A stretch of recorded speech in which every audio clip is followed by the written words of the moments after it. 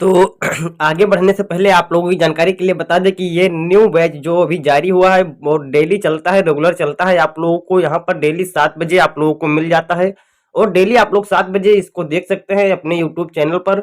और अच्छे तरीके से यहाँ पर पूरा पॉलिटी के बारे में आप लोगों को डेली 7 बजे डिस्कस किया जाएगा और डेली आप लोगों को एक-एक चैप्टर यानी कि आप लोगों को एक-एक टॉपिक के हिसाब से आप लोगों को वीडियो प्रोवाइड किया जाएगा। तो आगे बढ़ने से पहले बता दूं कि जो भी छात्र BA first year, second year या थर्ड ईयर किसी भी ईयर में हैं और जो लोग किसी भी कंपटीशन की तैयारी कर रहे हैं उन लोगों के लिए वीडियो बहुत ही इंपॉर्टेंट होने वाली, क्योंकि इसमें पिछली वीडियो में हमने संविधान की जो प्रस्तावना है, संविधान का निर्माण, संविधान सभा, इसके बारे में हमने ऑलरेडी बात कर लिया था। तो आज की वीडियो में हम बात करेंगे कि संविधान के कौन कौन से स्रोत हैं और उससे थोड़ा सा हमारा टॉपिक प्रस्तावना का बच गया था कल का, तो वो इस वीडियो में हम डिस्कस करेंगे। उसके बाद बात करेंगे कि हम संविधान के स्रोत यानी कि सोर्स ऑफ कॉन्स्टिट्यूशन।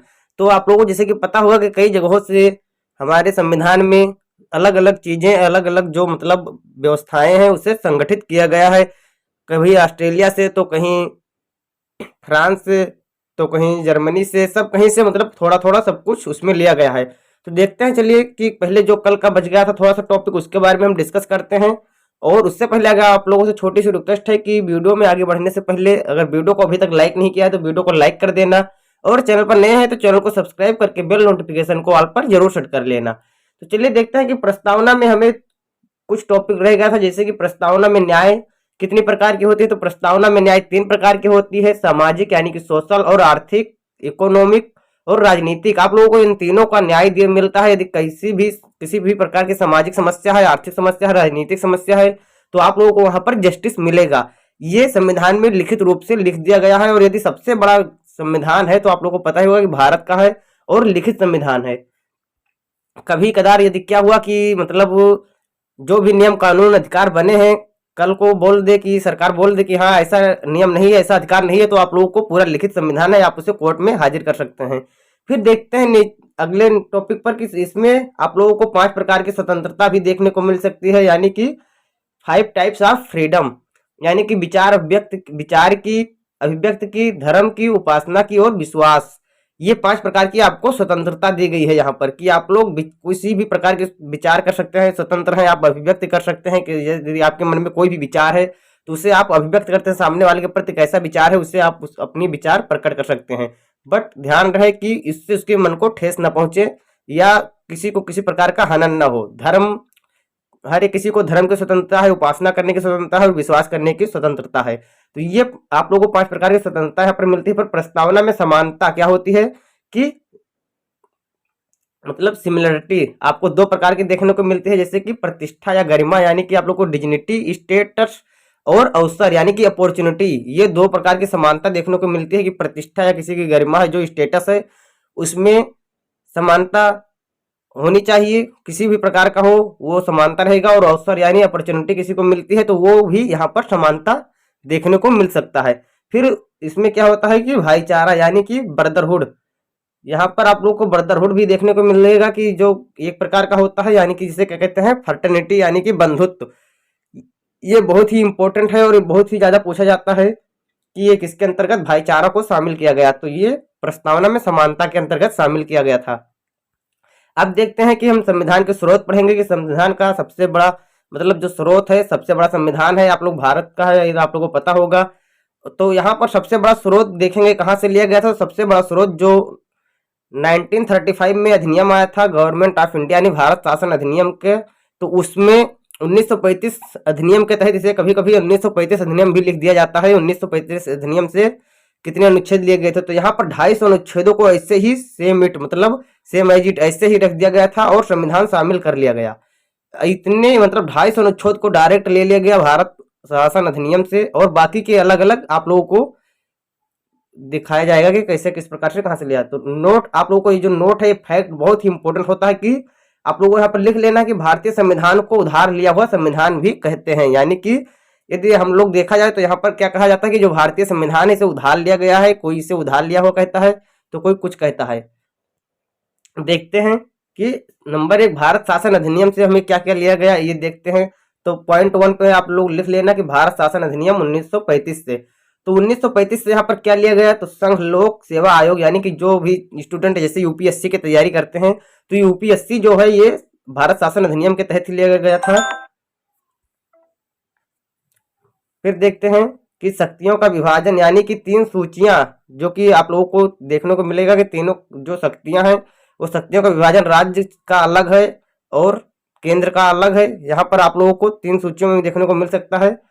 प्रशासनिक व्यवस्था यानी कि एडमिनिस्ट्रेटिव सिस्टम, ये भी आप लोगों को देखने को मिलेगा कहाँ से, तो ये मिलेगा भारत शासन अधिनियम से 1935 से। न्यायपालिका का ढांचा यानी कि जुडिशरी स्ट्रक्चर, ये भी आप लोगों को देखने को मिलेगा, तो कहाँ से, तो बात करेंगे कि ये भी भारत शासन अधिनियम से लिया गया। फिर बात करते हैं संघीय व्यवस्था यानी कि यूनियन सिस्टम, ये भी कहाँ से लिया गया, तो भारत शासन अधिनियम से। और दूसरा क्या है कि राज्यपाल का कार्यालय यानी कि ऑफिस ऑफ गवर्नर, ये भी कहाँ से लिया गया है, तो ये भी भारत शासन अधिनियम से लिया गया है।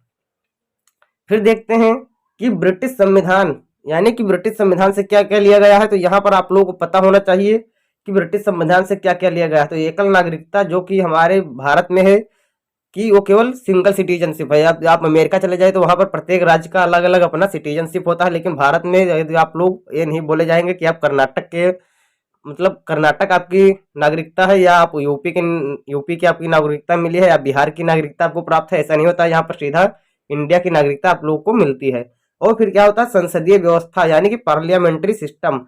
तो यहाँ पर बात करेंगे कि पार्लियामेंट्री सिस्टम की, तो जो संसदीय व्यवस्था है ये भी यहाँ से ली गई है ब्रिटिश से। फिर द्विसदनीय व्यवस्था भी यहाँ पर लिया गया है कि जैसे राज्य सदन और सॉरी दोस्तों लोकसभा और राज्यसभा, यानी कि बाईकैमरियल सिस्टम। विधि का शासन ये भी लिया गया है ब्रिटिश से। एक न्यायिक प्रणाली सिंगल जुडिशरी सिस्टम, ये भी कहाँ से लिया गया है, तो ये भी ब्रिटिश से लिया गया है। और मंत्रिपरिषद का निम्न सदन के प्रति सामूहिक उत्तरदायित्व, यानी कि निम्न सदन आप लोगों को पता होगा किसको कहा जाता है, राष्ट्रपति की औपचारिक प्रधानता, ये भी कहाँ से लिया गया है, तो ब्रिटिश से लिया गया है। फिर देखते हैं कि विधि निर्माण की प्रक्रिया और अग्रता ही विजेता, ये कहाँ से लिया गया है, तो ये भी ब्रिटिश से ही लिया गया है। फिर देखते हैं आयरलैंड से लिया गया है। तो आप लोगों को पता होगा कि जो राज्य के निर्देशक सिद्धांत है ये डीपीएसपी, ये भी आयरलैंड से लिया गया है। 12 सदस्य जो राज्यसभा में राष्ट्रपति द्वारा मनोनीत किए जाते हैं, तो वो भी कहाँ से मिलते हैं, जो नोमिनेट करने की व्यवस्था है वो आयरलैंड से लिया गया है। और ये जो राष्ट्रपति मनोनीत करता है किसमें होने चाहिए, कला में होने चाहिए, विज्ञान में होने चाहिए, सामाजिक सेवा के अंतर्गत होना चाहिए और साहित्य के अंतर्गत होना चाहिए। और यदि आप लोग इस प्रकार से चाहते हैं पूरा पीडीएफ डाउनलोड करना, तो पीडीएफ आप लोग को टेलीग्राम चैनल पर मिल जाएगा, वहां से आप लोग डाउनलोड कर सकते हैं। फिर क्या है, राष्ट्रपति का निर्वाचक मंडल एवं पद्धति। तो ये राष्ट्रपति का जो निर्वाचक मंडल है और उसके जो पद्धति होती है निर्वाचन की, वो आप लोगों को कहाँ से, आयरलैंड से देखने को मिल सकता है। तो फिर देखते हैं कि यहाँ पर अमेरिका से क्या क्या लिया गया। तो अमेरिका के भी बहुत ही इंपॉर्टेंट है, जैसे कि सबसे पहले लिया गया है मूल अधिकार। बहुत ही ज्यादा क्वेश्चन पूछा था कि मूल अधिकार कहाँ से लिया गया है या किस देश से लिया गया है। उद्देशिका या प्रस्तावना का विचार, फिर यहाँ पर उद्देशिका या प्रस्तावना का जो विचार है ये भी कहाँ से लिया गया है, तो ये भी अमेरिका के संविधान से लिया गया है। राष्ट्रपति का पर जो महाभियोग प्रक्रिया लगाई जाती है, यानी कि राष्ट्रपति पर पद से हटाने की प्रक्रिया जो है वो भी अमेरिका के संविधान से लिया गया है। स्वतंत्र न्यायपालिका, तो स्वतंत्र न्यायपालिका भी कहाँ से लिया गया है, तो अमेरिका से भी लिया गया है कि स्वतंत्र न्यायपालिका होते हैं, न्यायपालिका पर किसी का दबाव नहीं होता, चाहे केंद्र सरकार हो या राज्य सरकार हो, कोई भी हो। न्यायिक पुनरावलोकन, तो न्यायिक पुनरावलोकन भी कहाँ से लिया गया है, तो ये भी अमेरिका के संविधान से लिया गया है। और लोक जनहित याचिका, यानी कि भारत में इसके जनक कौन है, पीएन भगवती हैं। तो आज की वीडियो में हम इतना ही जानेंगे कि एससी एवं एचसी के न्यायाधीशों को पद से हटाना, यानी कि सुप्रीम कोर्ट और हाई कोर्ट के न्यायाधीशों को पद से हटाना, इनको भी महाभियोग की प्रक्रिया से हटाया जाता है, आप लोगों को पता होगा। तो ये भी अमेरिका के संविधान से लिया गया है। और उपराष्ट्रपति का जो पद है ये भी अमेरिका के संविधान से लिया गया है। तो आज के लिए इतना ही और मिलते हैं नेक्स्ट वीडियो में, तब तक के लिए जय हिंद जय भारत।